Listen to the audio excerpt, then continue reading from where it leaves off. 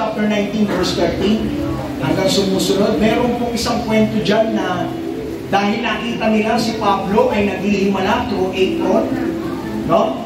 Kaya kinuha nila at habang may dumidikit yung apron sa mga tao, may gumagaling. Ang ginawa ngayon ng isang lalaki, ito po yung sons of Sceva, di ba? Yan, sabi po dyan, no? Okay? Okay, nagpapalaya sa masamang espiritu. So, ginamit nila yung sa pangalan ni Jesus at nagpalayas ng masamang espiritu sa mga sinasapian ng mga ito. Sinabi nila, sa pangalan ni Jesus, sa pinangangaral ni Pablo, inuutusan ko kayo na lumayas. Sabi nga na, next verse. Subalit sinagot sila ng masamang espiritu. Tingnan nyo yung masamang espiritu, sumasagot na yan. Minsan mayroon kami nung ako ko'y bagong born again lang. Alam niyo, biruan namin, kung talagang gusto mo malamang born again ka, isasama ka namin sa demon possess. Tingnan natin kung talagang born. Kasi minsan alam niyo yung mga demon possess. At sabi ng totoo din yan eh. Meron kami kasama doon, sabi ka na no, kasama namin, kaya pala siya tahimik. Mamaya ba nagsalita yung namoposes? Sabi niya, kamusta ka na?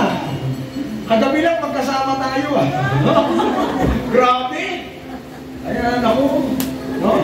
Siguraduhin niyo ako. Mahirap yan. Totoo po, nangyayari po yan mga kapatid. Totoo po, pero kapag totoo ka naman, nandun pa lang sila sa kanto ng Kanyeg, Cavite. Alam niya na kagad kung sino ka. Amen. Opo, pag ikaw talaga genuine na born again, alam po, kita niyo nakalagay. Sabi ng masamang espiritu, kilala ko si Jesus at kilala ko rin si Pablo. Pero hindi masamang espiritu, kilala si Jesus at kilala si Pablo. Kaya minsan pag na-born again ka, hindi ka lang pala identify in heaven. Pati pala sa impyerno, identify na. No? Hello, mga kapatid. No? O, identify na sa impyerno. Uy, kasama natin yan. Hindi yun. Iba yun.